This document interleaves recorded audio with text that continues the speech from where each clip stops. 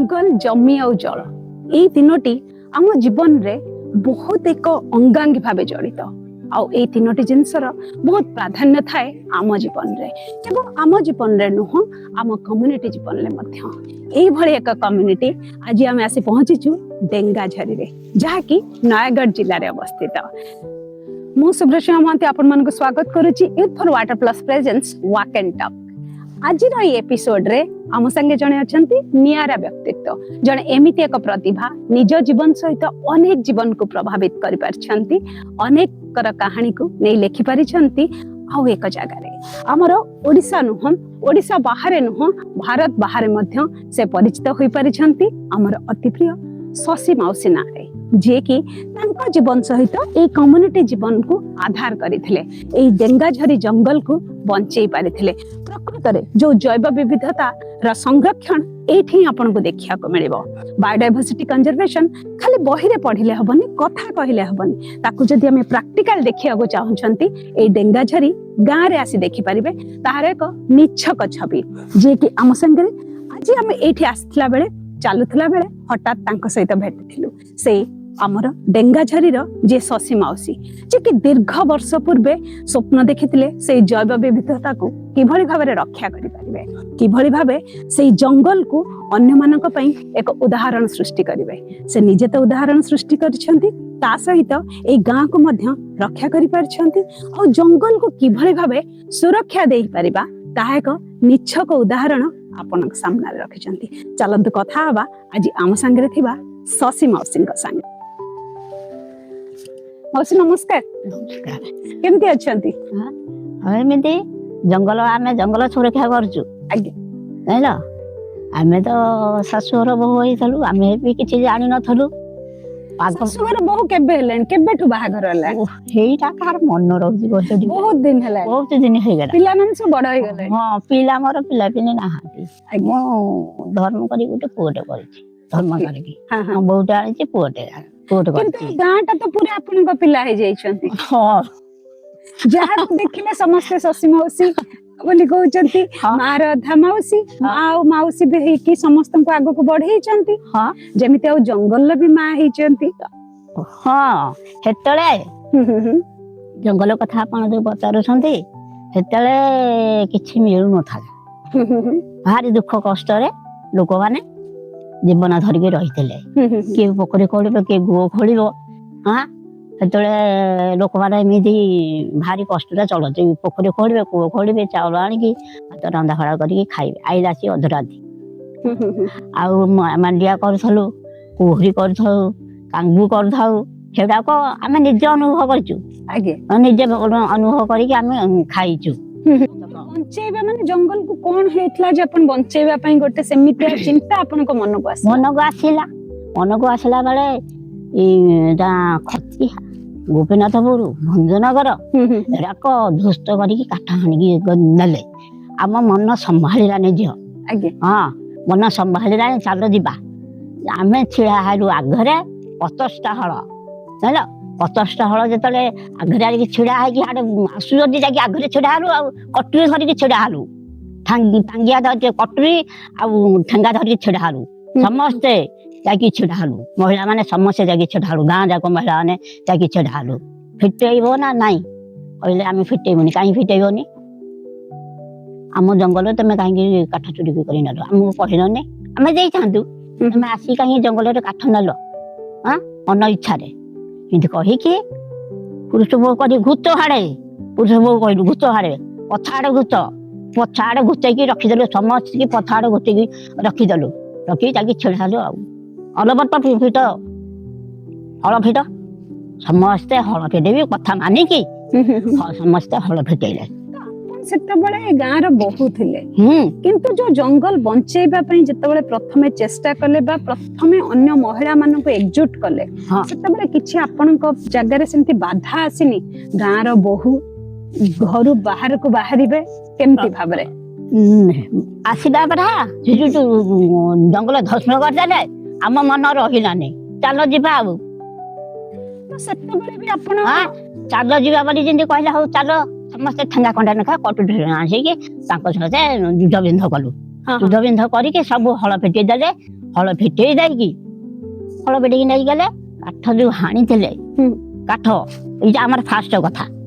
ଆଉ କାଠ ଯେତେବେଳେ ହାଣିଥିଲେ କାଠ ଏଇଠି ରଖିଲୁ।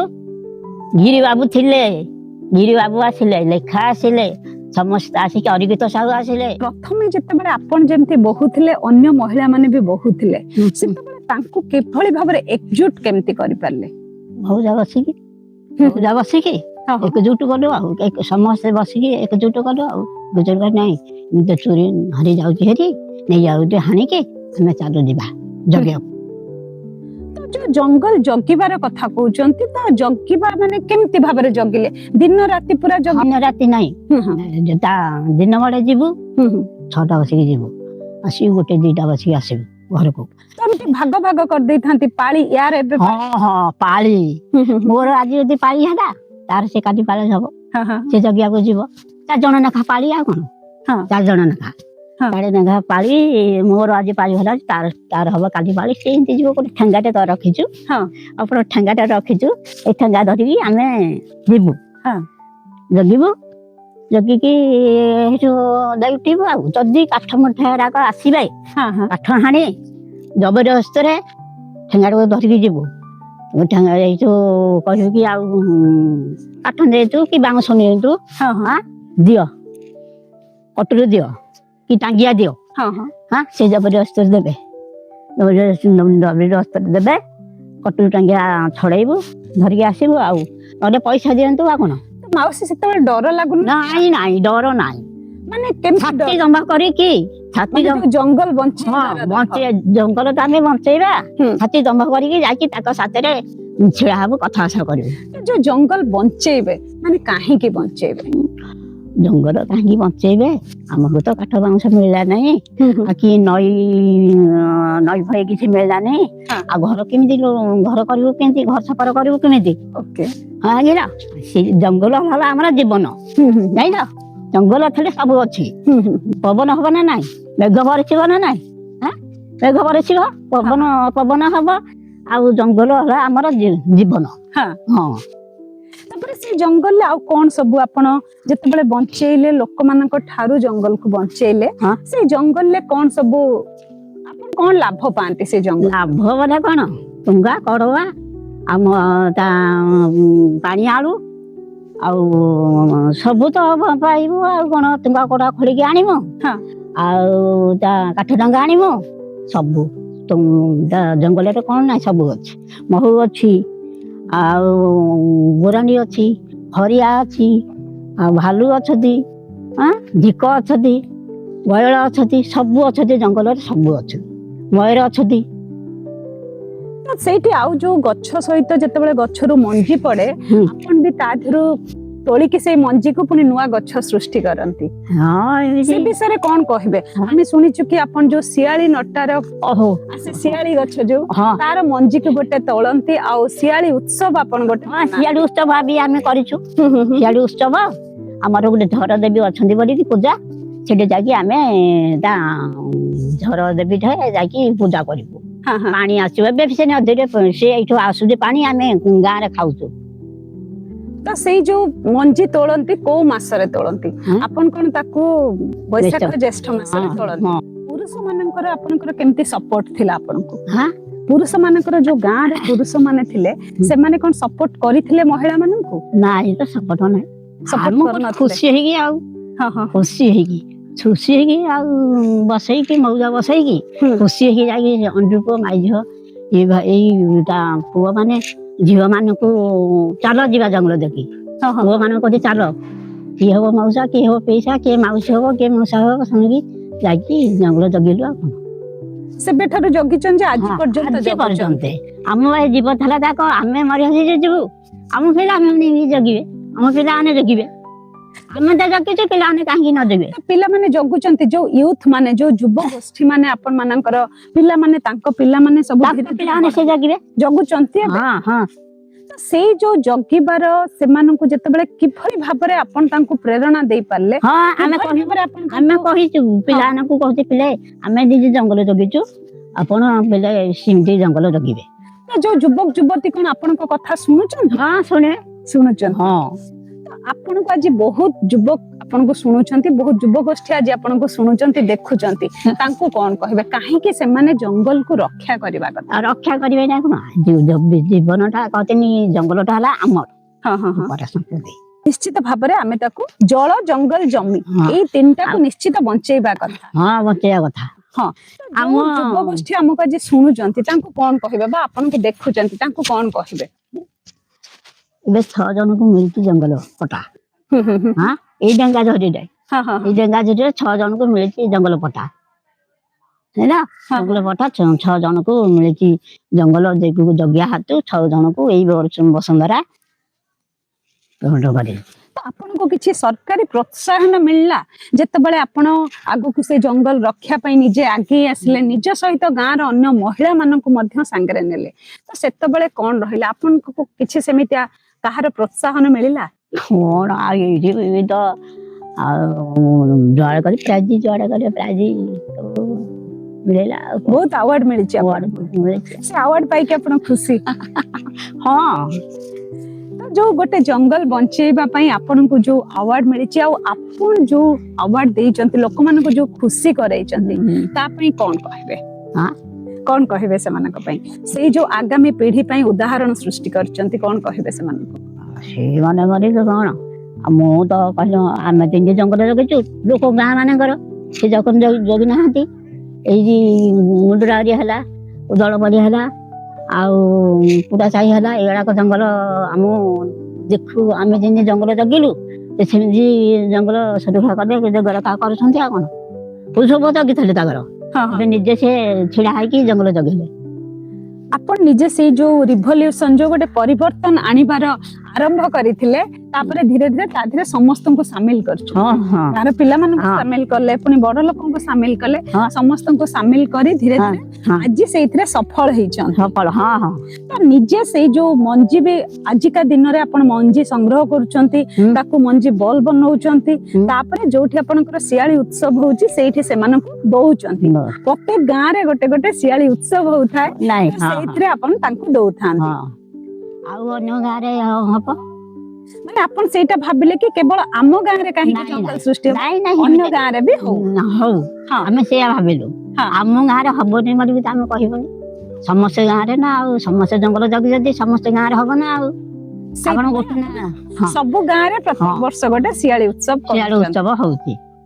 ଆଜ୍ଞା, ସେଇ ଶିଆଳି ଉତ୍ସବ ସମୟରେ ହିଁ ଆପଣ ମଞ୍ଜି ଦଉଛନ୍ତି, ସେମାନେ ସେଇଠି ମଞ୍ଜି ଲଗଉଛନ୍ତି। ନଥିଲେ ଶଶୀର ହରା ଯାଇକି ଶଶୀ ଯାଇକି ଆଣୁଛନ୍ତି ମଞ୍ଜି। ଆଉ ମାଉସୀ ଯୋଉ ଏତେ ସୁନ୍ଦର ଭାବେ ନିଜ ଜୀବନକୁ ଗଢିବା ସହିତ ଅନେକ ଜୀବନକୁ ସୁରକ୍ଷା ଦେଇଛନ୍ତି, ଜଙ୍ଗଲକୁ ମଧ୍ୟ ସୁରକ୍ଷା ଦେଇଛନ୍ତି, ଜଙ୍ଗଲ ସୁରକ୍ଷା ଦେବା ସହିତ ଅନେକ ଜୀବନ ଜୀବିକାକୁ ମଧ୍ୟ ଆଗକୁ ବଢେଇଛନ୍ତି। ଏଇଭଳି ଭାବରେ ସୁସ୍ଥ ଥାଆନ୍ତୁ, ହସୁଥାନ୍ତୁ, ସମସ୍ତଙ୍କୁ ହସଉଥାନ୍ତୁ, ଆଉ ଯେମିତି ଭାବରେ ଜଙ୍ଗଲ ସୁରକ୍ଷା ଦେଇଛନ୍ତି ଆଉ ଅନେକ ଜଙ୍ଗଲ ସୃଷ୍ଟି କରିବାରେ ନିଜେ ଏକ ଉଦାହରଣ ସୃଷ୍ଟି କରିଛନ୍ତି, ସେଇଭଳି ଉଦାହରଣ ସୃଷ୍ଟି କରୁଥାନ୍ତୁ। ବହୁତ ବହୁତ ଧନ୍ୟବାଦ। ଡେଙ୍ଗାଝରିର ମହିଳାମାନେ କରିଛନ୍ତି ଏକ ନବୀନ ପ୍ରୟାସ। ସେମାନେ ପ୍ରତ୍ୟେକ ବର୍ଷ ଏପ୍ରିଲ ଆଉ ମେ ମାସରେ ଯେଉଁ ଶିଆଳି ଗଛର ମଞ୍ଜି ସବୁ ପଡୁଥାଏ, ଏଇ ଜଙ୍ଗଲରୁ ସେମାନେ ତାକୁ କଲେକ୍ଟ କରୁଛନ୍ତି, ଆଉ ସେଇ ମଞ୍ଜିରୁ ନେଇ ସେମାନେ ସିଡ୍ ବଲ୍ ତିଆରି କରୁଛନ୍ତି। ସିଡ୍ ବଲ୍ କରି ନିଜେ ନିଜ ପାଖରେ ରଖୁଛନ୍ତି। ଆଉ ସବୁଠୁ ବଡ କଥା ହେଲା, ଯେଉଁ ସ୍ନାନ ପୂର୍ଣ୍ଣିମା ଆମର ଜୁନ ମାସରେ ହୁଏ, ସେଇ ଦିନ ହିଁ ସେମାନେ କରିଥାନ୍ତି ଶିଆଳି ଉତ୍ସବ। ଆଉ ସେଇ ଉତ୍ସବରେ କେବଳ ତାଙ୍କ ଗାଁ କଥା ସେମାନେ ଭାବୁନାହାନ୍ତି, ଅନ୍ୟ ଗାଁ ବି କିଭଳି ଭାବରେ ଜଙ୍ଗଲରେ ଭରି ଉଠିବ ଆଉ ସବୁଜିମାରେ ଖୁସିରେ ନାଚି ଉଠିବ, ସେ କଥା ବି ସେମାନେ ଚିନ୍ତା କରୁଛନ୍ତି। ସେମାନେ ନିଜ ଜଙ୍ଗଲ ସହିତ ଅନ୍ୟ ଗାଁକୁ ମଧ୍ୟ ଭରପୁର କରିବାକୁ ଚାହୁଁଛନ୍ତି ଗଛରେ। ସେଥିପାଇଁ ପ୍ରତ୍ୟେକ ବର୍ଷ ଅନ୍ୟ ଅନ୍ୟ ଗାଁରେ ଏଇ ଶିଆଳି ଉତ୍ସବ ପାଳିତ ହୋଇଥାଏ। ଆଉ ସେମାନେ ତିଆରି କରିଥିବା ଯେଉଁ ସିଡ୍ ବଲ୍କୁ ସେମାନେ ସେଇ ଗାଁକୁ ପଠେଇଥାନ୍ତି, ଆଉ ସେଇ ଗାଁରେ ସେଇ ଶିଆଳି ଉତ୍ସବରେ ସୃଷ୍ଟି କରିଥାନ୍ତି ଅନେକ ଶିଆଳି ଗଛର ଜଙ୍ଗଲ।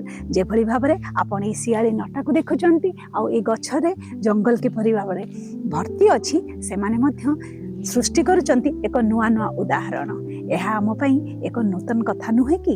ଯଦି ଆମେ ଚେଷ୍ଟା କରିପାରିବା, ଆମେ ମଧ୍ୟ ଆମ ପ୍ରୟାସରେ ସୃଷ୍ଟି କରିପାରିବା ନୂଆ ଜଙ୍ଗଲ, ଯେଭଳି ଭାବରେ ଏଇ ଡେଙ୍ଗାଝରିର ମହିଳାମାନେ ସୃଷ୍ଟି କରୁଛନ୍ତି ନୂଆ ଜଙ୍ଗଲ।